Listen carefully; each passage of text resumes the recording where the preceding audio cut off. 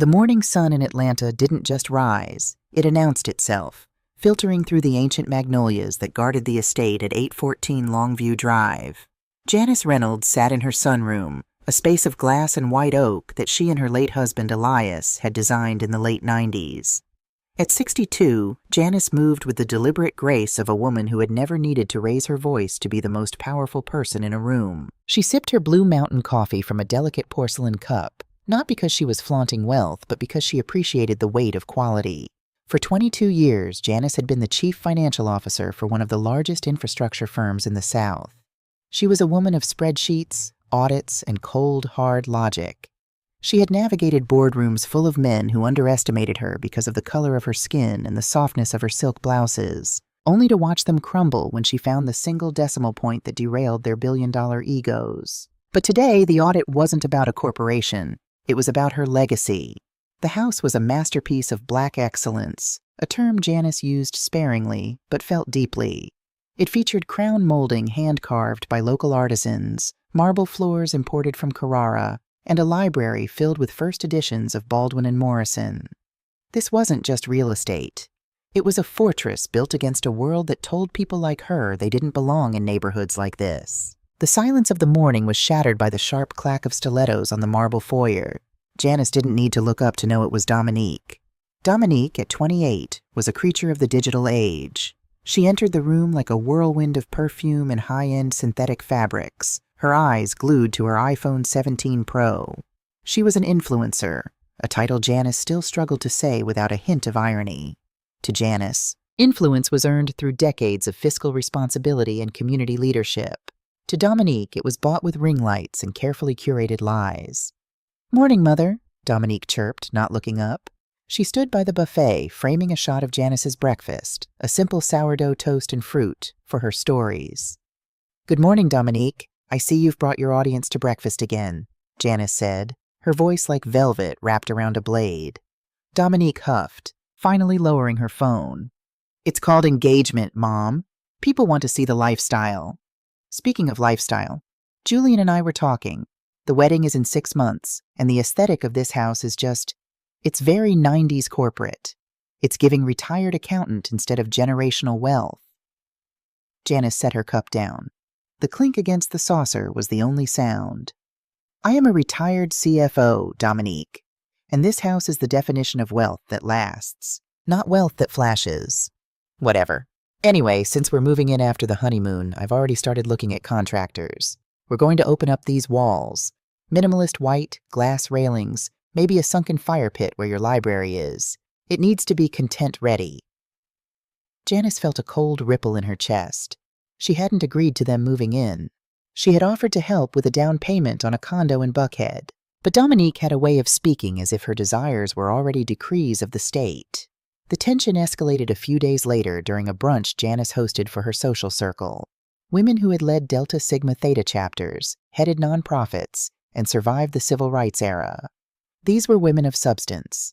Dominique arrived late, accompanied by her fiancé Julian. Julian was new money with an old soul's hunger for status. He wore a suit that cost more than a teacher's monthly salary, but lacked the tailoring to make it look earned. "Oh, Mrs. Reynolds," Julian smiled, kissing Janice's cheek. "The estate is looking quaint.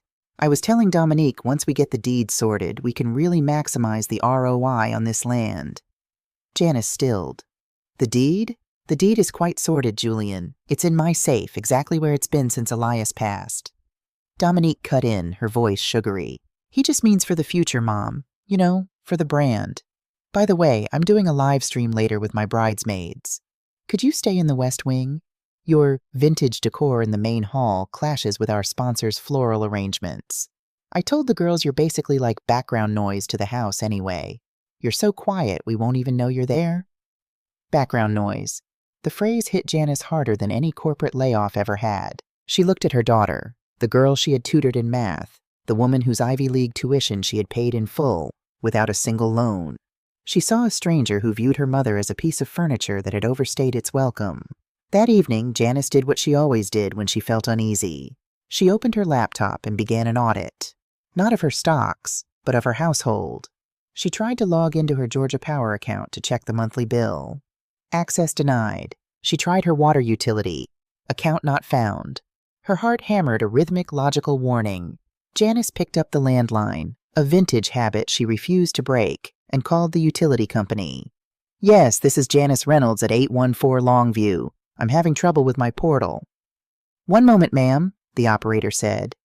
"I see here that the account for that address was transferred 3 days ago. The primary holder is now a Dominique Reynolds Vance?" Janice's hand tightened on the receiver. Dominique hadn't even married Julian Vance yet, but she was already using his name. "On what authority?" Janice asked, her voice dropping into the low, terrifying register she used when a subordinate tried to hide a deficit. "A digital authorization form was submitted with a scanned copy of a power of attorney, ma'am. It looks like it was signed last week." Janice hung up. She didn't scream. She didn't call Dominique. Instead, she walked to her mahogany desk and pulled out a fresh legal pad. At the top, she wrote, Phase 1, Asset Verification. She knew her daughter was impulsive, but Dominique wasn't smart enough to forge a power of attorney alone. Someone was coaching her, and that meant the threat wasn't just a daughter's entitlement. Nearing her 63rd birthday, Janice realized she was being targeted for elder fraud. Janice spent the next 6 hours in her library, the room Dominique wanted to turn into a content studio. She went through her physical files. She checked the safe. The deed was still there, but as a CFO, Janice knew that a physical paper was only as good as the digital record behind it. She pulled her credit report. There it was, a soft pull from a secondary mortgage lender. Someone was shopping for a loan using her home as collateral. Dominique thought her mother was a relic of the past, a woman who didn't understand the cloud or digital footprints. But Janice had helped write the protocols for digital auditing in the early 2000s. She knew exactly where the crumbs were hidden. She sat back in her chair, the moonlight casting long shadows over the first editions of James Baldwin. Dominique wanted her to be background noise? Fine, background noise is easy to ignore, and when you ignore something, you don't see it moving until it has already repositioned the entire board. "Dominique," Janice whispered to the empty, elegant room, "you should have checked my resume." As the clock struck midnight, Janice didn't go to bed. She reached into her desk drawer and pulled out a small, strawberry-shaped USB drive, a gift from her grandson, Marcus, the only person in the family who still looked at her with genuine love. She plugged it in. She began downloading every email, every utility transfer, and every story Dominique had posted mocking her old-fashioned life. The war hadn't started with a shout. It had started with a quiet click of a mouse. Janice Reynolds was no longer just a mother. She was an auditor, and the audit was going to be brutal. The following Monday, Janice didn't spend her morning gardening or attending her usual Pilates class at the club. Instead, she dressed in a charcoal power suit, the one she wore to close the $500 million airport expansion deal 5 years ago. She sat at her mahogany desk, not as a retiree, but as the chief financial officer. If Dominique thought her mother was background noise, it was because she didn't understand how noise worked in a system. To a layman, it's just static. To an engineer, noise contains the data of a failing engine. Janice opened her laptop and navigated to a secure portal. She called in a favor from an old colleague, Sarah, who now headed the compliance department at a major credit bureau. "Janice, it's been too long. How's retirement treating you?" Sarah's voice was warm, but Janice kept it professional. "It was quiet, Sarah, until I found a soft pull on my credit that I didn't authorize. I need the full metadata on that mortgage inquiry at 814 Longview. Every IP address, every timestamp, and every scanned document attached to the application." There was a pause. "Janice, you know I shouldn't. But for you, give me 10 minutes. 10 minutes later, Janice's inbox pinged.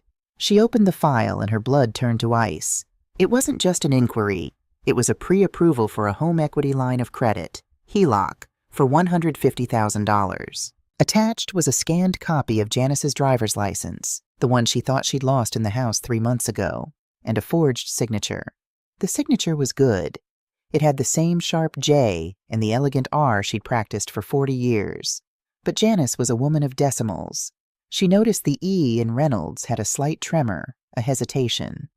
"Dominique," Janice whispered, "you always were impatient with your penmanship." Janice knew her daughter. Dominique was reckless, but she didn't have the stomach for high-level financial fraud.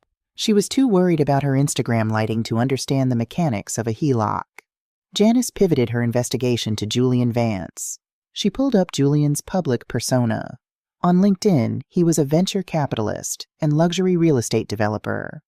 His Instagram was a carousel of private jets, likely rented for photo shoots, gold watches, and captions about grinding while they sleep. But Janice didn't look at his captions. She looked at his court records. She used a paid legal database she still maintained access to. She searched Julian Vance across several states. Bingo. Julian wasn't a venture capitalist. He was a professional debtor. He had 3 failure-to-pay suits in Florida, a car repossession in 2023, and a series of dissolved LLCs that looked like classic shell companies. He didn't want Dominique. He wanted a piggy bank with a historic zip code. The $150,000 HELOC wasn't for a wedding. It was Julian's exit strategy, or his entry fee into another scam. And Dominique was his willing, blind accomplice, handing him her mother's life on a silver platter just to feel like a power couple. That evening, Dominique and Julian arrived for dinner. Dominique was wearing a new, oversized diamond tennis bracelet that flashed under the dining room chandelier. "Nice piece, Dominique," Janice said, serving the braised short ribs. "New?" "Julian got it for me to celebrate our new chapter." Dominique beamed, glancing at Julian. "He's so successful, Mom. He's actually looking at buying into that new development in Midtown. We just need a little liquidity." Julian nodded, leaning back with a glass of Janice's expensive Pinot Noir. "It's all about leverage, Janice. You know that better than anyone. Why let equity sit idle in a house when it could be out in the world making 15% returns?" Janice didn't blink. "Leverage is a dangerous game, Julian, especially when the collateral isn't yours." The table went silent for a microsecond. Dominique's fork clattered against her plate. "What's that supposed to mean?" Dominique snapped. "Julian is a professional. You're always so negative. You're just mad because the world has moved past your save-and-wait philosophy." "I'm not mad, Dominique," Janice said calmly. "I'm observant. For instance, I observed that the lights in the foyer didn't turn on tonight. I had to call the utility company. They told me the account was transferred. To you." Dominique turned red. "Oh, that. It was just for the wedding prep. I didn't want you to have to deal with the bills. I was being helpful." "Helpful?" Janice repeated the word like it was a foreign language. "And the power of attorney form you used? The one with my signature? Was that helpful too?" Julian cleared his throat, his charismatic mask slipping. "Janice, I think you're overreacting. Dominique is your only heir. She's just trying to step up. We're going to be a family." Janice stood up. She didn't raise her voice, but the authority in it was absolute. "We are already a family, Julian, and in this family we don't forge documents. Dominique, I'll give you 24 hours to transfer the utilities back and withdraw any applications you've made in my name. If you don't, the next person you talk to won't be your mother. It will be the district attorney." Dominique stormed out, Julian trailing behind her. From her window, Janice watched them get into Julian's leased Mercedes. She didn't cry. Instead, she went to the kitchen. She had installed a small, voice-activated smart speaker in the pantry a month ago. Dominique had set it up so she could order groceries via voice command. Janice opened the app on her phone and played back the unintended recordings. Because Dominique never cleared the history, the speaker had captured their conversation in the hallway right before they entered the dining room. Dominique's voice. "She's on to the utility thing, Julian. I told you this was too fast. What if she checks the mortgage?" Julian's voice. "Relax, she's an old woman. She's confused. We just need her to sign the medical directive tomorrow. Once she signs that, we tell the bank she's not fit to manage her affairs. The HELOC will clear, and we'll have the house listed before she even knows she's been moved to the assisted living facility. Just play the worried daughter card. Tell her she's been forgetting things." Dominique's voice. "I don't know. Assisted living? This is her home." Julian's voice. "It's our future, Dominique. Do you want that Vera Wang dress or not? Do you want to be a nobody living in her shadow forever?" Dominique's voice, after a pause. "You're right. She's had her time. It's my turn now." Janice listened to the recording 3 times. The betrayal was a physical weight, a cold stone in her stomach. Her own daughter was planning to gaslight her into a facility just for a dress and a liar's approval. Janice sat in the dark of her library. She looked at the portrait of Elias on the mantel. He had always said, Janice, you're the best closer in the business because you never let them see your cards until they've already bet their last dollar. She picked up her phone and dialed a number she hadn't called in years. Marcus? Grandma? Her grandson's voice was a ray of light. He was 20, a junior at Georgia Tech, studying architecture. He was the only one who visited Janice without asking for money. Marcus, I need you to do something for me. I need you to come over tomorrow. I want to show you some blueprints for the house. And Marcus, don't tell your mother. Sure, Grandma. Is everything okay? Everything is going to be fine, Janice said, her eyes narrowing as she looked at the for sale alerts she'd just set up for herself. I'm just doing a final audit. Janice didn't call the police yet. She knew the law. If she pushed now, Dominique would play the victim, and Julian would vanish into the shadows, leaving her daughter to take the fall. Janice wanted them both. She opened a new spreadsheet. At the top, she titled it Project Reclamation. She began her own shopping. She didn't look for loans. She looked for cash buyers. Specifically, she looked for the Historical Preservation Society of Atlanta. She knew they had been eyeing Longview Drive for years to turn it into a museum for Black history in the South. If she sold the house to them, it would be protected forever. Dominique would never be able to touch it. Julian would never be able to flip it. And because it would be a life estate agreement, Janice could stay in the house as long as she lived, while the cash, millions of it, would be tucked away in a trust that Dominique couldn't crack with a sledgehammer. But first, she had to let Dominique think she was winning. She had to let the medical directive drama play out. She reached into her desk and pulled out a blank sheet of paper. She practiced her shaky signature. If they wanted an old, confused woman, she would give them a performance worthy of an Oscar. You want background noise, Dominique? Janice whispered, her pen hovering over the paper. Wait until you hear the silence when the bank account hits 0. The rehearsal dinner was held at L'Eclipse, a newly opened ultra-modern restaurant in the heart of Midtown Atlanta. It was the kind of establishment that prioritized minimalist aesthetics over actual culinary substance. Plates were massive, portions were microscopic, and the lighting was a harsh, icy blue, designed specifically to make cheekbones pop on camera. To Janice Reynolds, it felt less like a dining room and more like a sterile operating theater. Janice arrived at exactly 7 p.m. She wore a tailored St. John knit suit in deep sapphire, paired with a simple string of South Sea pearls Elias had bought her in Tokyo 20 years ago. She dressed not to compete with the youth in the room, but to remind them of the gravity of endurance. In a sea of rented designer gowns and frantic, trend-chasing silhouettes, Janice was the only immovable object. She stepped out of her town car and handed the keys to the valet. In her tailored handbag, alongside her lipstick and reading glasses, rested a small, worn object wrapped in tissue paper. Tonight was the final audit. She had the contract from the Historical Preservation Society of Atlanta sitting on her mahogany desk back at Longview Drive, awaiting only her signature. The terms were perfect. An 8-figure cash buyout, a life estate clause allowing her to live there until her final breath, and an ironclad trust for her grandson Marcus. She had not signed it yet. Despite the forged signatures, despite the audio recording of her daughter plotting to lock her away in a facility, the mother in Janice wanted to believe there was a margin of error. She was a woman of data, but data was cold. Tonight, she would test the human element. If Dominique showed a singular ounce of genuine reverence, a single spark of the girl Janice had raised, the pen would stay capped. The moment Janice walked through the frosted glass doors, the atmosphere hit her like a wall of static. The room buzzed with the frantic energy of people desperately trying to prove they belonged there. Ring lights were set up in corners. Julian's business associates, men with slicked-back hair, expensive watches, and nervous eyes, spoke loudly about crypto derivatives and phantom real estate deals. Dominique spotted her immediately.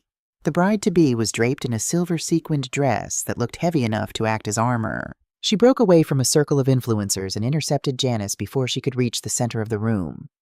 "Mom," Dominique said, her voice tight, eyes immediately scanning Janice's outfit. "You wore the St. John.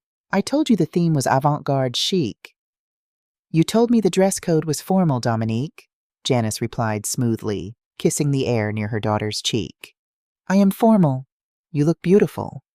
"Thanks," Dominique muttered, already distracted by a photographer snapping candid shots. "Listen, about the seating. The event planner had to make some last-minute adjustments.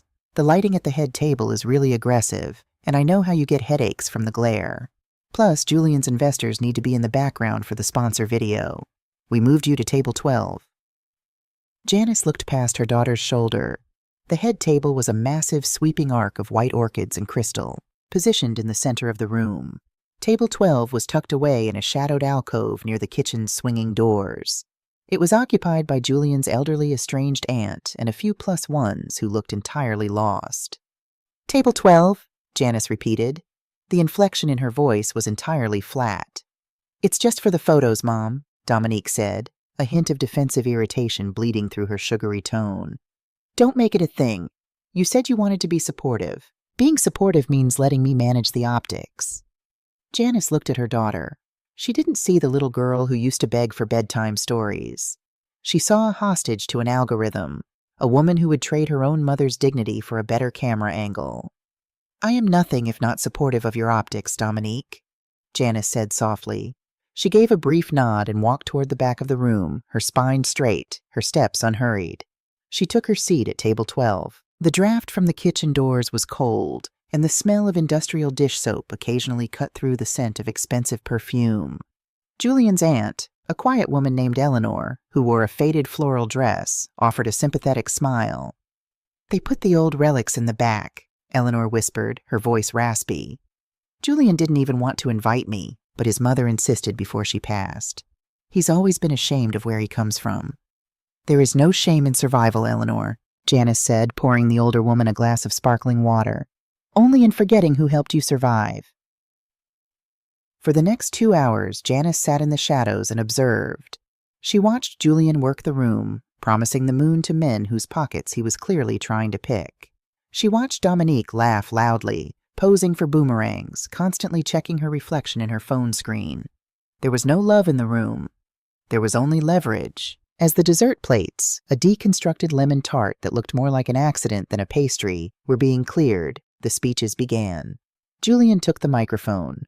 He spoke for 10 minutes about his vision, his empire, and how Dominique was the perfect partner to scale his brand. He didn't mention love. He didn't mention family. When the applause died down, the DJ played a soft, ambient track, signaling a break in the scheduled programming. This was the moment. Janice stood up. She picked up her handbag and walked slowly across the room, navigating through the maze of tables until she reached the head table. The conversation around Dominique and Julian died down as Janice approached. "Mom," Dominique said, a flash of panic in her eyes. "Speeches are over. The videographer is on a break." "I don't need a videographer," Janice said. Her voice wasn't loud, but it possessed a specific frequency that commanded absolute silence from those within a 10-foot radius. Julian leaned back, crossing his arms, looking amused and slightly annoyed.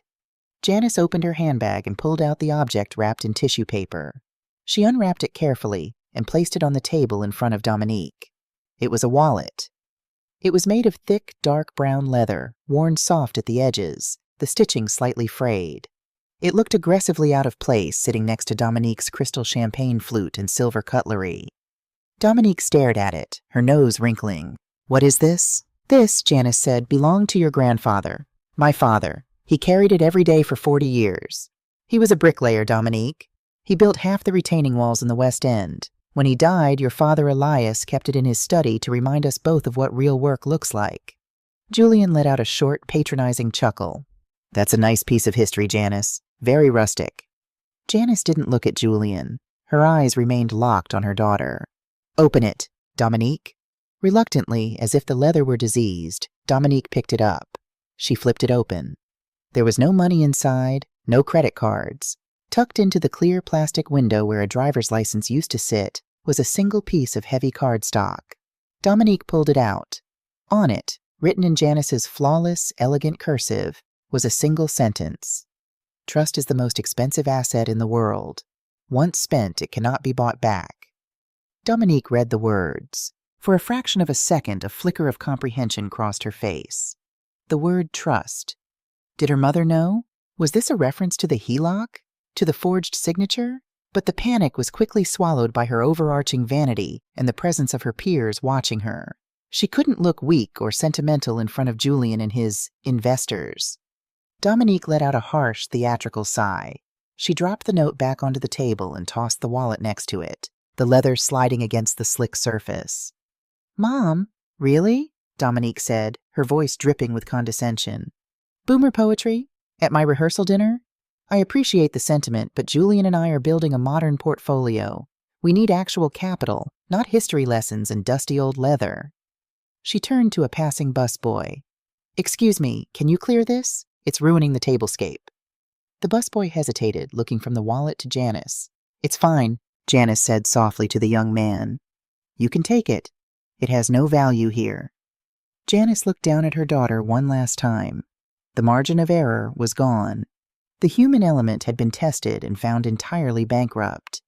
Dominique had not only dismissed her mother, she had thrown away the symbol of the very foundation that gave her the privilege to sit in this room. "You are right, Dominique," Janice said, her voice as smooth and cold as polished marble. "Capital is what matters. Enjoy your evening." Janice didn't say goodbye to Julian. She didn't return to table 12. She walked out of the restaurant, the heavy glass doors closing silently behind her, sealing the noise and the flashing lights inside. The air outside was crisp, carrying the faint scent of rain and exhaust.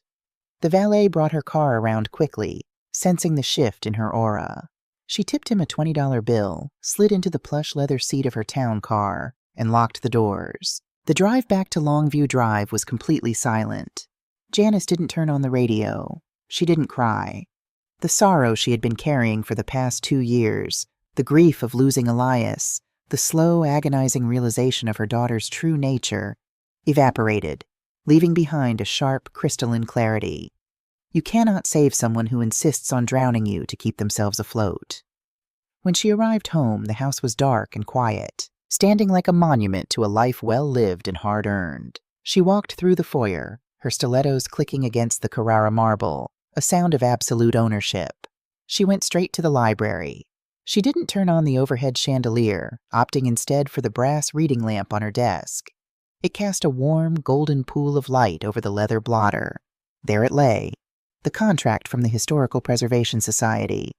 Janice sat down. She opened the center drawer and took out her Mont Blanc fountain pen, the one Elias had given her when she made CFO.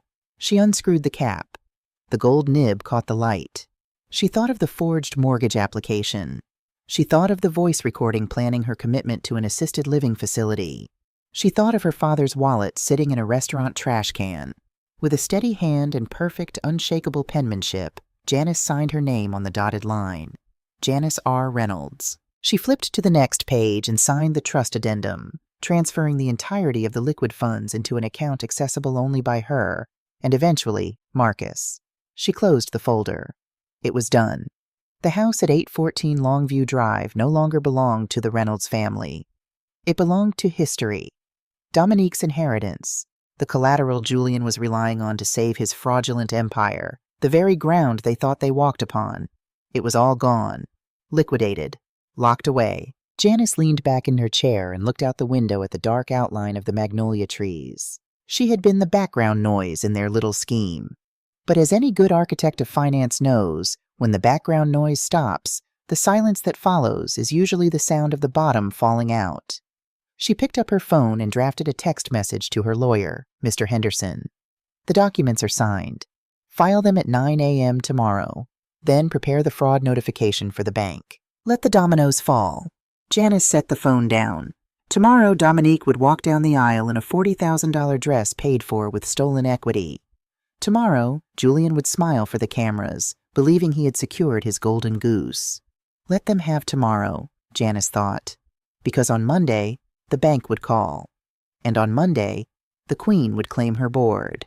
At 8 a.m. on Monday, while Dominique was likely still sleeping off the champagne and narcissism of her rehearsal dinner, Janice Reynolds walked into the mahogany-paneled offices of Henderson, Vance, and Sterling. Arthur Henderson, a senior partner and a man whose tailored suits cost more than most cars, stood up immediately.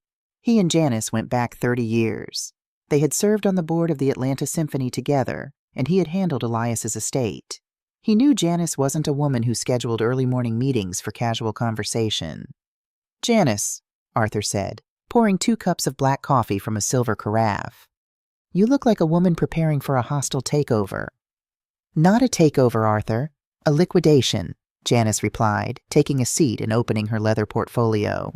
She slid a thick stack of papers across the polished mahogany desk. I am executing the contract with the Historical Preservation Society. It's signed. I need it filed, notarized, and locked into the county records by noon today. Arthur put on his reading glasses and scanned the top page. His eyebrows arched. The Longview estate? Janice, you and Elias built this place. It's an 8-figure asset. I thought this was meant to be Dominique's inheritance. Dominique, Janice said, her voice entirely devoid of inflection, has decided to expedite her inheritance through alternative means, specifically by forging my signature on a $150,000 home equity line of credit application to fund her wedding and cover her fiancé's bad debts. Arthur froze, the coffee cup halfway to his mouth. Forged? Janice, that is federal bank fraud. We need to contact the authorities immediately. She could go to federal prison. She will, Janice said calmly. But not today. If I drop the hammer now, her fiancé Julian will vanish and she will play the victim. I need the house completely insulated first. That's why we are finalizing the life estate. I maintain residency until my passing. Upon my death, the property fully transfers to the society. Dominique cannot touch the bricks. She cannot touch the equity. And she certainly cannot leverage it. Arthur nodded slowly, a professional admiration gleaming in his eyes. And the cash from the sale? Every cent goes into an irrevocable trust, Janice instructed. The beneficiary is my grandson, Marcus. He cannot touch the principal until he is 30, and the disbursements are strictly tied to his educational and entrepreneurial milestones. Dominique is explicitly excluded. I want an ironclad no-contest clause. If she attempts to challenge the will or the trust, she forfeits even the single $1 bequest I am leaving her. A $1 bequest, Arthur chuckled darkly. Just to prove you didn't simply forget her. It proves testamentary intent. Brilliant as always, Janice, is he. Make it watertight, Arthur. They think I am a relic. I want them to hit a legal wall made of titanium. Janice left the law office at 9:30 a.m., the satisfying weight of completion settling over her. The financial trap was set. But as a former CFO, Janice knew that desperate people rarely stopped at one bad idea. When she returned to the quiet sanctuary of Longview Drive, she took her iPad into the sunroom. Over the weekend, while packing up a box of Dominique's old college textbooks, Janice had found an old, discarded MacBook Air. Dominique had left her Apple ID logged in. To Janice, it wasn't snooping. It was a necessary audit of a hostile entity. She opened the synced calendar. Among the color-coded blocks for lash appointment, dress fitting, and content shoot, a new entry had appeared for Tuesday afternoon, marked in aggressive red. In-home consultation, Dr. Eris Thorne, behavioral/geriatric. Janice stared at the screen. Her pulse slowed to a deliberate, rhythmic thud. She opened the synced email app and searched the doctor's name. There was an email thread between Dominique and Julian. Thorne is confirmed for 2 p.m. Tuesday. He's expensive, but he knows how to play ball. He'll do an in-home assessment. You just need to act super concerned. Tell him she's been forgetting where she put things, acting paranoid, hoarding documents. Dominique, are you sure this will work? What if she refuses to talk to him? Julian, she doesn't have to agree. Thorne just needs enough observed behavior to write a preliminary affidavit stating she's experiencing early-onset dementia and lacks the capacity to manage her estate. Once we have that, the bank will ignore her if she tries to cancel the HELOC, and we file for a medical conservatorship. We take control of everything. Janice set the iPad down on the glass table. The sheer audacity of it was breathtaking. They weren't just trying to steal her money. They were attempting to steal her autonomy. A medical conservatorship would strip her of her rights, reducing her to a ward of her own daughter. They were trying to erase her mind to get to her wallet. Early-onset dementia, Janice murmured, a cold, dangerous smile touching her lips. Let's see how my memory holds up. Janice didn't panic. She didn't call Arthur to scream about the betrayal. Instead, she picked up her phone and dialed a number in her favorites list. Evelyn, Janice said when the line connected. Dr. Evelyn Vance Wright was not just a friend. She was the former chief of psychiatry at Emory University Hospital and currently sat on the State Medical Ethics Board. She was a woman of formidable intellect, possessing a stare that could make grown men confess to sins they hadn't even committed yet. "Janice, darling, to what do I owe the pleasure?" Evelyn's crisp, aristocratic voice floated through the speaker. "Evelyn, what are you doing tomorrow at 1:45 p.m.? I have a board meeting at 3, but before that I am entirely at your disposal. Why? You sound like you're plotting a murder." "Not a murder," Janice said smoothly. "Just a professional execution. Dominique is bringing a hired gun named Dr. Eris Thorne to my house tomorrow to declare me mentally incompetent so she can file for a conservatorship." There was a profound silence on the other end of the line. When Evelyn finally spoke, her voice had dropped an octave, dripping with academic ice. "Eris Thorne? That quack runs a boutique concierge clinic for wealthy families who want to lock away their difficult relatives. He's had 2 malpractice suits quietly settled. She is bringing him to your house?" "She is, and I would love nothing more than for you to join me for afternoon tea when they arrive." Evelyn laughed, a sharp, sophisticated sound. "Janice, I will bring the Earl Grey myself. I haven't dismantled a fraud in weeks." Tuesday afternoon at Longview Drive was picturesque. The sunlight angled perfectly through the floor-to-ceiling windows of the formal living room. Janice wore a sharp, cream-colored tailored blazer over a silk blouse. She looked like a CEO preparing for a shareholders' meeting. Sitting across from her, sipping tea from fine bone china, was Dr. Evelyn Vance Wright, looking equally formidable in a navy blue suit and her signature silver statement necklace.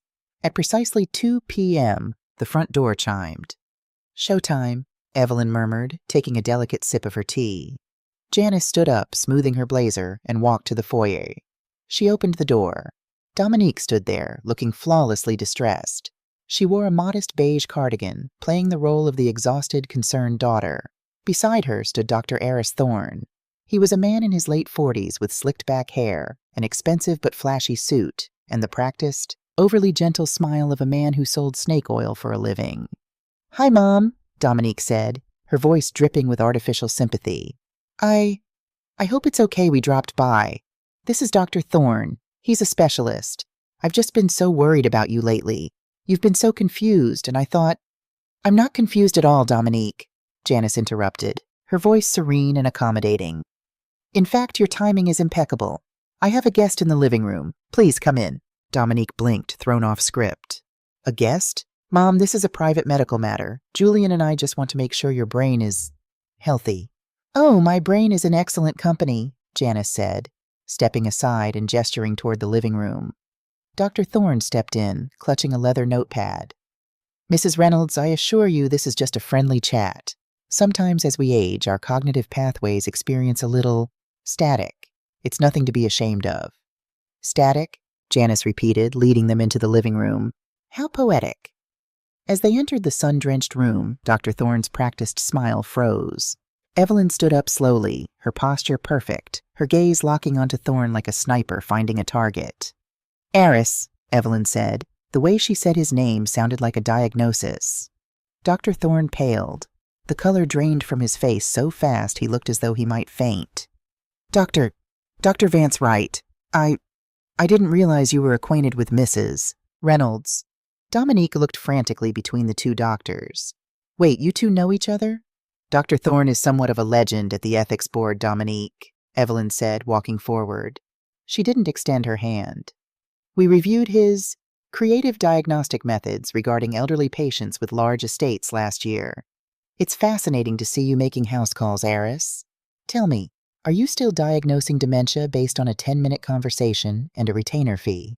Thorne swallowed hard, taking a step backward toward the foyer. "This is a misunderstanding. I was simply asked by the daughter to provide a wellness check." "A wellness check," Janice said, taking a seat and crossing her legs elegantly. "Dominique, did you tell Dr. Thorne that I just spent the morning finalizing a multi-million-dollar life estate contract with Arthur Henderson, or that I successfully audited the fraudulent HELOC application you submitted against this house?" Dominique's jaw dropped. The carefully constructed mask of the concerned daughter shattered completely, revealing the terrified, greedy child underneath. You know about the HELOC? I know the IP address it was filed from. I know the metadata on the forged signature. And thanks to your iCloud, I know exactly how much you paid Dr. Thorne to come here today and try to declare me incompetent," Janice said. Her voice never rose above a conversational volume, which made it all the more terrifying. She turned her gaze to the sweating doctor. "Dr. Thorne, my friend Evelyn here is prepared to sign an affidavit swearing to my absolute, unclouded mental acuity. Furthermore, my lawyer has drafted a letter to the medical board detailing this little conspiracy. If you ever come within 50 feet of my property, my family, or my name again, I will personally see to it that you spend the rest of your career prescribing aspirin in a state penitentiary." Doctor, Thorne didn't argue. He didn't look at Dominique. He turned on his heel, grabbed the brass handle of the front door, and practically sprinted to his car. The front door clicked shut, leaving Dominique standing alone in the center of the room. She looked small suddenly. Her designer cardigan looked cheap against the backdrop of her mother's immaculate home. "Mom, Julian told me to do it," Dominique stammered, tears springing to her eyes. Real tears this time, born of pure panic. "He said if we didn't get the money, his investors would come after him. He said you wouldn't even know what was happening." "And you were willing to let him put me in a home," Janice stated. It wasn't a question. It was a fact, laid bare on the mahogany floor between them. "I was desperate," Dominique cried out, stepping forward. "You don't understand the pressure, Mom. You sit in this big house, safe and secure, while I have to hustle to build a brand. You don't know what it's like to need something so badly." Janice stood up. The air in the room seemed to drop 10 degrees. "I don't know what it's like?" Janice's voice was a low, rumbling thunder. "Dominique, I grew up in a 2-bedroom apartment with 4 siblings. I worked full-time while putting myself through an MBA program where I was the only black woman in the room. I fought for every single dollar, every single promotion, every single inch of this safe and secure house you are trying to steal from me." Janice walked slowly toward her daughter until they were only inches apart. Dominique shrank back. "You didn't hustle, Dominique. You cheated. You traded your integrity for the illusion of wealth. You called me background noise. You tried to erase my mind to feed your vanity." Janice pointed toward the door. "The house is sold. The money is in a trust for Marcus. The HELOC has been flagged as federal fraud, and tomorrow morning the bank's investigators will be calling you. I highly suggest you spend the rest of your afternoon finding a very good defense attorney, because Julian won't be paying for it." Dominique sobbed, a loud, ugly sound. "Mom, please, it's my wedding on Saturday. You're going to ruin my life." "I am not ruining your life, Dominique," Janice said, turning her back and walking toward the tea set. "I am simply letting you live the life you built." Janice picked up her teacup. "Goodbye, Dominique." Dominique stood there for a long, agonizing minute, waiting for her mother to break, waiting for the maternal instinct to override the logic. But Janice Reynolds was a CFO. The books were closed. The audit was complete. Slowly, Dominique turned and walked out the door. Janice took a sip of her tea, her hand perfectly steady. The house was quiet again. The background noise was gone. The wedding of Dominique Reynolds to Julian Vance was not designed to be a celebration of love. It was designed to be a viral event. The venue was the Swan House at the Atlanta History Center, a sprawling neoclassical mansion that screamed old money and Southern aristocracy. Dominique had rented the entire estate, transforming the terraced gardens into a sea of white hydrangeas and imported cascading orchids. A string quartet played modern pop songs disguised as classical sonatas. Waiters in crisp white tuxedos circulated with trays of Dom Perignon and miniature crab cakes topped with caviar. It was a masterpiece of aesthetics. It was also, as Janice knew, entirely built on stolen leverage. Janice arrived exactly on time. She did not wear the muted, submissive colors traditionally expected of a mother of the bride. She wore a custom-tailored emerald green silk suit by Tom Ford, the color of currency, the color of control. On her arm was her grandson, Marcus, handsome and solid in a sharp navy tuxedo. He was the only reason she was here, to show him what happens when you build a house on sand, and to remind him that he was the true heir to the Reynolds legacy. "It's a lot, Grandma," Marcus whispered as they walked down the stone steps toward the seating area. He looked at the massive floral arches and the drones buzzing overhead, capturing aerial footage for Dominique's Instagram. "It's inflation, Marcus," Janice replied quietly. "When the core value is 0, people spend a fortune trying to make the packaging look expensive. Pay attention today. You are about to witness the fastest market crash in family history." Janice took her seat in the front row. Dominique had not banished her to the back this time, likely because she wanted the loving mother optic for the wedding video. From her vantage point, Janice could see everything. She saw Julian standing at the altar, sweating slightly despite the cool autumn breeze, checking his gold Rolex every 3 minutes. He was waiting for the notification. The HELOC funds, the $150,000 extracted through forgery, were scheduled to clear into his newly formed LLC's account by 3 p.m. today. It was the capital he desperately needed to pay off the investors who were currently sitting in the third row, looking less like wedding guests and more like debt collectors. At 2:45 p.m., the bridal march began. Dominique emerged, and a collective gasp rippled through the crowd. The Vera Wang gown was breathtaking, a custom creation of ivory silk mikado with a dramatic side drape and a cathedral-length veil. She looked like royalty. She looked triumphant. She caught Janice's eye as she walked down the aisle, and for a fraction of a second, a smug, victorious smile touched Dominique's lips. "I won," the smile said. "I have the dress, I have the man, and I have the house." Janice did not smile back. She simply blinked, her face an unreadable mask of corporate composure. Enjoy the walk, Janice thought. It's the last thing you will ever own. The ceremony was mercifully short, heavily curated for video sound bites. Vows were exchanged, promises of eternal partnership and building empires together. When the officiant pronounced them husband and wife, the applause was deafening. The drones zoomed in. The perfect kiss was captured. But weddings are divided into 2 parts, the promise and the reality. The reality began at the reception. By 4 p.m., the guests had migrated to the grand ballroom for dinner. The room was bathed in a warm, cinematic glow. Dominique and Julian were seated at a raised sweetheart table, looking down at their guests like monarchs surveying their kingdom. Janice sat at her designated table, picking at a seared scallop. Marcus sat beside her, his phone buzzing occasionally. "Grandma?" Marcus leaned in.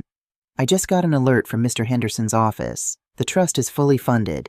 The life estate is officially locked in the county database. The house is untouchable." Janice took a slow sip of her sparkling water. "And the fraud alert?" "Triggered," Marcus confirmed. "Federal Reserve protocol. It hits the secondary lenders instantly." Janice checked her own watch. 4:15 p.m. The banking day was officially closing. The automated systems were reconciling their ledgers. At the sweetheart table, Julian pulled his phone out of his tuxedo pocket. Janice watched him with the predatory patience of a hawk. Julian tapped the screen. He frowned. He tapped it again, harder this time. Even from 30 feet away, Janice could see the exact moment the bottom fell out of Julian Vance's world. His posture, previously arrogant and relaxed, suddenly went rigid. The color drained from his face, leaving a sickly, ashen undertone. He stared at the screen as if it had just pronounced his death sentence. Account frozen. Fraud investigation pending. Code: identity theft/unauthorized lien. Julian stood up abruptly, knocking his crystal champagne flute over. It shattered against the table, a sharp, violent sound that cut through the smooth jazz playing in the background. Dominique jumped, grabbing his arm. "Julian, what are you doing? The videographer is getting ready for our first dance," she hissed, forcing a smile for the cameras pointing in their direction.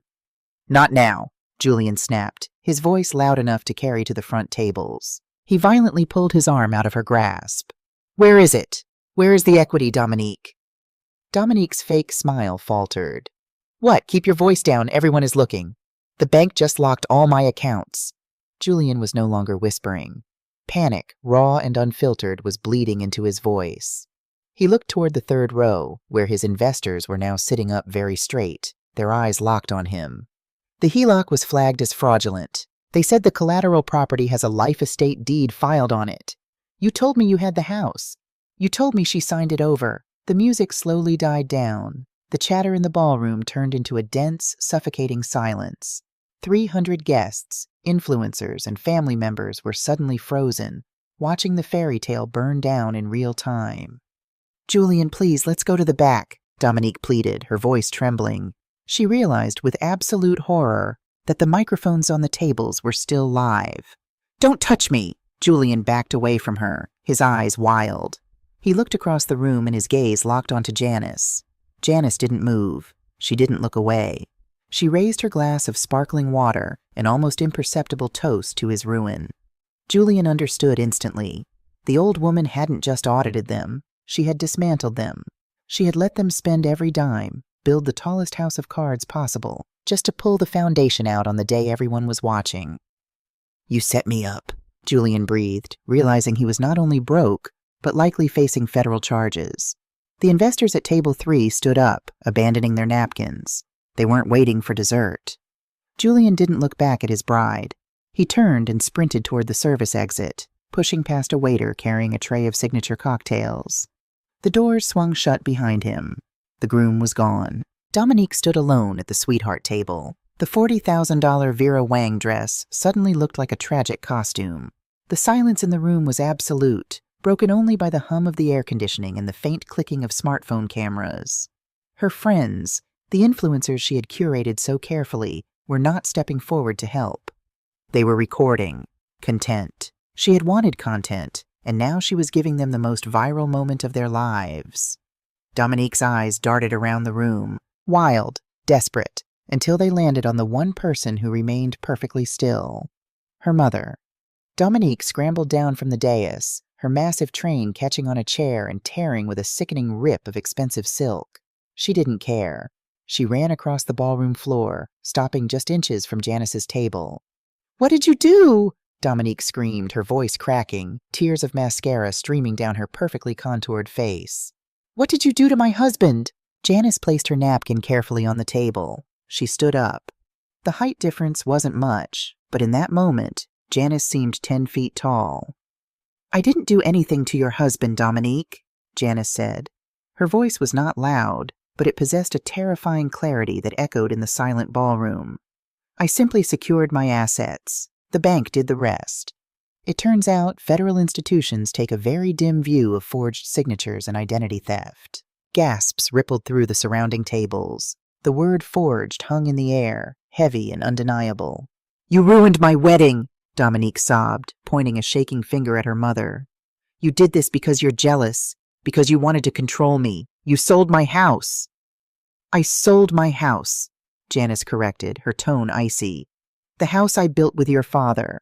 The house you tried to steal to pay for a party and a scammer's debts. You invited a disgraced doctor into my home to declare me insane, Dominique. You tried to lock me away so you could strip my accounts bare. Did you really think a woman who managed $500 million in state infrastructure would let a 28-year-old child steal her life?" Dominique staggered back as if she had been physically struck. The truth, stripped of all its aesthetic filters and Instagram lighting, was too bright, too harsh. The crowd was murmuring now. The illusion was dead. I have nothing," Dominique whispered, looking down at her torn dress. The vendors. The venue. Julian put it all on the credit cards. He said the HELOC would pay it off tomorrow. "Then you are bankrupt, Dominique," Janice stated, offering no warmth, no maternal rescue. Insolvency is a painful teacher, but a thorough one. "Mom, please." Dominique fell to her knees, the heavy silk pooling around her on the hardwood floor. It was a pathetic, broken image. "You have to help me. They're going to arrest me. Julian ran. I can't go to jail. Please, you're my mother." Janice looked down at the weeping woman. For 2 years she had endured the insults. Background noise. Quaint, toxic, sentimental relic. She had watched her daughter try to erase the legacy Elias had built, trading it for the cheap dopamine of social media validation. "I am your mother," Janice said softly, her voice carrying a profound, ancient sadness. "And because I am your mother, I will not let you die in a prison cell. I told my lawyer to list Julian Vance as the primary architect of the fraud. If you cooperate with the authorities and testify against him, you will likely only face probation and crushing debt." Dominique looked up, a glimmer of desperate hope in her ruined makeup. Thank you, Mom. I'll move back home. We can fix this." "No," Janice said, stepping back, putting a physical distance between them. "There is no home for you to move back to. Longview Drive belongs to the Historical Society now. The money is in a blind trust for Marcus. You have no inheritance, Dominique. You have no safety net." Dominique froze. "But where will I go? How will I live?" "You will get a job," Janice said simply. "You will rent an apartment. You will pay off the debts you incurred. You will learn the value of $1 the exact same way your grandfather did, by working for it." Janice turned to Marcus, who was watching the scene with wide, respectful eyes. "Come, Marcus, the audit is complete. We have nothing left to do here." Janice Reynolds turned her back on the wreckage. She walked out of the grand ballroom, her emerald suit catching the light, her posture unbroken. She didn't look back as her daughter collapsed into sobs on the dance floor, surrounded by cold food, broken glass, and the relentless, unforgiving glare of 100 smartphone cameras. The background noise had finally stopped, and in the silence that followed, the Queen left the building, her legacy intact, and her ledger perfectly, ruthlessly balanced. 6 months after the wedding that ended before the cake was cut, Janice Reynolds stood by the floor-to-ceiling windows of her new penthouse in Buckhead. The view was entirely different from the ancient magnolias of Longview Drive. Here she looked out over the sprawling electric grid of Atlanta, a city built on ambition, hustle, and hard lessons. The penthouse was modern, featuring clean lines and expansive glass, but it wasn't cold. Janice had brought the soul of her old home with her. The first editions of Baldwin lined the custom shelving. Her husband Elias's leather armchair sat perfectly angled toward the sunrise. It was a space designed not for content creation, but for living. For the first time in 2 years, the air in Janice's home was entirely clear. There was no anxiety humming in the background, no subtle insults disguised as modern advice, no ring lights cluttering the hallways. There was only peace. Marcus, now a senior at Georgia Tech, walked out of the guest bedroom holding a mug of coffee. He had moved in with Janice a month after the wedding debacle. "Morning, Grandma," Marcus smiled, leaning against the kitchen island. Mr. Henderson forwarded the quarterly report for the trust. "The index funds are up 4%. "Good," Janice said, not turning away from the window. "Leave the principal alone, Marcus.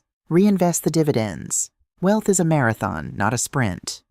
"I know," he replied softly. He looked at his grandmother, the woman who had surgically dismantled a massive financial fraud without ever raising her voice. "Have you heard from her?"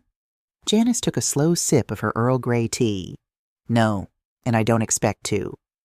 10 miles away, in a cramped, beige-carpeted one-bedroom apartment in Smyrna, Dominique Vance, she hadn't been able to afford the legal fees to change her name back yet, woke up to the sound of her phone alarm. It was 6 a.m. She rolled over on the futon. The apartment smelled faintly of bleach and cheap takeout. In the corner of the room, stuffed inside a plastic dry-cleaning bag, hung the $40,000 custom Vera Wang dress. It took up a third of her closet space. She couldn't sell it. The internet had made it the most infamous dress in Atlanta, a symbol of viral humiliation. Dominique's life had been reduced to a spreadsheet of survival. Julian was gone, last seen boarding a flight to Miami before the federal investigators froze his remaining shell companies. He had left her with a mountain of credit card debt from the venue, the caterers, and the florist. Because the HELOC had been flagged as fraudulent before the funds dispersed, the vendors had come after the bride. She had tried to leverage her social media following to pivot into a victim narrative, but the internet has a long memory and zero mercy. The video of her mother calmly explaining the federal fraud at the reception had been viewed 12 million times. Brands dropped her. Her friends blocked her. Now, Dominique worked as an assistant manager at a mid-tier retail clothing store in a suburban mall. She spent 8 hours a day folding sweaters and dealing with angry customers. As she stood in her tiny bathroom applying drugstore mascara beneath the harsh fluorescent bulb, she looked at her reflection. She looked tired. The hollow, desperate need to be seen as wealthy had been replaced by the exhausting reality of being poor. She realized, with a heavy, sinking feeling in her chest, that she was doing exactly what her grandfather had done. She was laboring. But unlike her grandfather, who built a foundation of dignity with his bricks, Dominique was just shoveling dirt to fill a hole she had dug herself. At 10 a.m., during her 15-minute break, Dominique sat in the cramped employee break room. She pulled out her phone and stared at her mother's contact name. She hadn't spoken to Janice since she fell to her knees in the ballroom. Her thumb hovered over the call button. She was drowning. Her electricity bill was past due, and her car, a leased luxury sedan she could no longer afford, was one missed payment away from repossession. She pressed dial. The phone rang once, twice, 3 times. "You have reached the voicemail of Janice R. Reynolds. Please leave a message." Dominique closed her eyes. "Mom," she whispered, her voice cracking. It's Dominique. I got my first paycheck from the store today. Half of it went to the credit card minimums. I'm trying, Mom. I really am. I know I don't deserve it, but can we just talk? I miss you. I'm so sorry. She hung up, burying her face in her hands. Miles away, in the sunlit penthouse, Janice listened to the voicemail. She sat in Elias's leather armchair, her face unreadable. She heard the exhaustion in her daughter's voice. She heard the genuine fear. It broke a maternal instinct deep within her chest, a phantom pain that urged her to write a check, to fix it, to rescue her child. But Janice was an architect of the future, not a prisoner of the past. She pressed delete. Forgiveness was something she practiced in her prayers, but access was a privilege that Dominique had permanently revoked. A rescue now would only teach Dominique that consequences were temporary. The silence was not a punishment. It was the hardest, most necessary lesson a mother could give. Later that afternoon, Janice sat across from Arthur Henderson in his mahogany-paneled office. The heavy oak door was closed. The transition of the Longview estate to the Historical Society is fully complete, Janice, Arthur said, sliding a thick leather-bound folder across the desk. They've already started the renovations to turn the first floor into the museum gallery. Elias's library is being preserved exactly as you left it. Thank you, Arthur, Janice said, placing her hand on the folder. And the trust for Marcus? Locked and performing well. He'll receive his first educational disbursement next semester for his architectural program. Arthur adjusted his glasses, looking at Janice carefully. Janice, I need to ask, are you absolutely certain about the final addendum? The conditional clause? Janice nodded slowly. I am. Arthur opened a secondary file. Inside was the final secret layer of Janice Reynolds' estate planning. When she had told Dominique that she was leaving her a $1 bequest, it was the truth. But it wasn't the whole truth. Janice had set up a micro-trust, completely hidden from Dominique and completely separate from Marcus's inheritance. Let me review the stipulations to ensure they are legally binding, Arthur read from the document.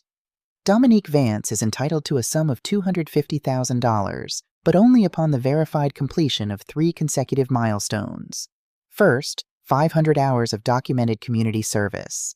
Second, the successful completion of an accredited program in financial literacy and ethics. And third, she must maintain continuous lawful employment for a period of 5 years. Correct, Janice said.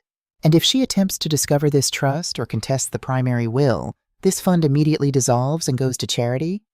Exactly, Janice confirmed. Arthur leaned back, a look of profound respect on his face.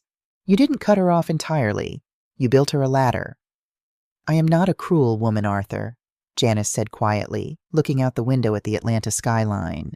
But I know the difference between feeding a parasite and nursing a wound. If I hand her money now, she will use it to buy another illusion. She has to earn her way out of the dark. She has to learn how to build. Janice stood up, smoothing the front of her tailored jacket. If she survives the next 5 years, if she does the grueling, unglamorous work of becoming a decent human being, she will find a safety net waiting for her. If she doesn't, she gets exactly what she earned. Nothing. A masterclass in tough love, Janice, Arthur said, standing to shake her hand. It's not tough love. Arthur, she replied, her voice steady and clear. It's a balanced ledger. That evening, Janice poured herself a glass of Pinot Noir and stepped out onto the balcony of her penthouse. The city stretched out below her, a sea of headlights and glowing windows. Down there, Dominique was likely clocking out of a retail shift, nursing sore feet and a bruised ego. Down there, Julian was running from his own shadow. The world was loud, chaotic, and ruthless to those who tried to cheat it. But up here, the air was still. Janice took a sip of her wine. She thought about the old house on Longview Drive, the memories folded into the floorboards, the legacy Elias had dreamed of. She hadn't lost it. She had immortalized it. By letting go of the bricks, she had saved the foundation. She was 62 years old, a black woman who had outsmarted a corrupt system, outmaneuvered a predator, and reclaimed her own life from the sheer entitlement of the next generation. She looked at her reflection in the sliding glass door. She did not see a victim. She did not see an old woman fading into the background. Janice smiled, a genuine, powerful expression that reached her eyes. The background noise was completely gone, and in the silence, she was the only one left singing.